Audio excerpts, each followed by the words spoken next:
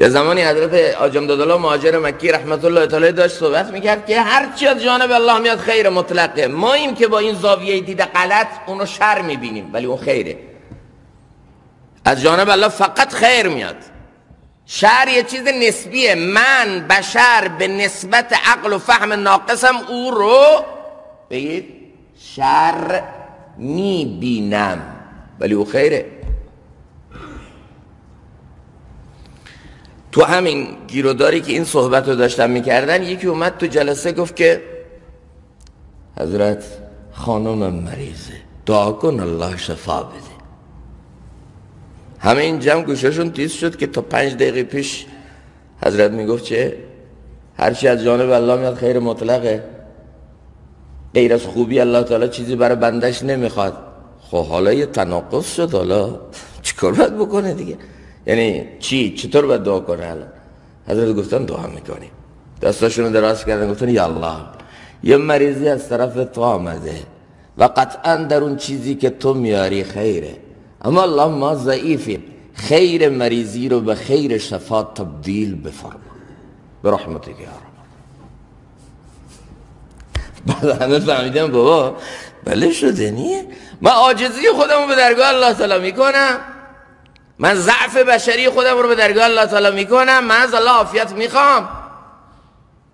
نبی ما وقتی که در صحنه طائف سنگ و چوب خورده رانده شده نشسته یک جا، بعد میگه خدایا اگر تو بر من ناراحت نباشی هیچ پروایی نیست، مگر اینکه الله عافیت تو برای من آسان تره. چقدر زیبا نه؟ سنگ خورده، چوب خورده، رانده شده، آمده تو یک باغ پناهنده شده، بازم میگه خدایا اگر تو این خون، تو این درد، تو این رانده شدن رضایت تو باشه، تو از من راضی باشی، هیچ پروایی نیست.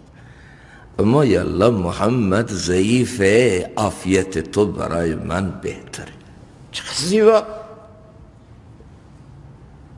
درد از یار و درمان نیز هم، دل فدای او شد و جان نیز هم، ناخوش تو خوش بود بر جان من، دل فدای یار دل رنجان من.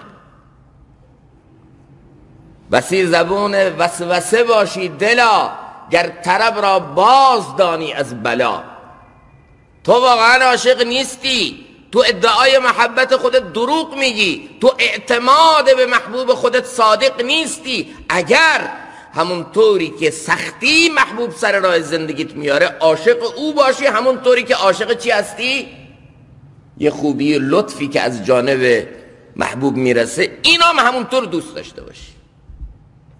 طفل میلرزد ز نیش احتجام، مادر مشفق در آن غم شادکام. اگر از یک بچه به اون درک ناقصش سوال کنی که خیر و خوبی های مادر چیه؟ خیر و خوبی های مادر، بچه کوچکه، خیر و خوبی های مادر چیه؟ میگه اون روزایی که چیپس میخره، اون روزایی که برای من نمیدونم آدامس میگیره، اون روزایی که برام پستنی میگیره، اون روزایی که من تو آغوش میگیره، اینا خیره. خب اون روزی که برد تو رو آمپول زد چی؟ اون روز باش قهر بودم، اون روز نمیدونم چی شد، مادری که این بلا رو سرم در آورد.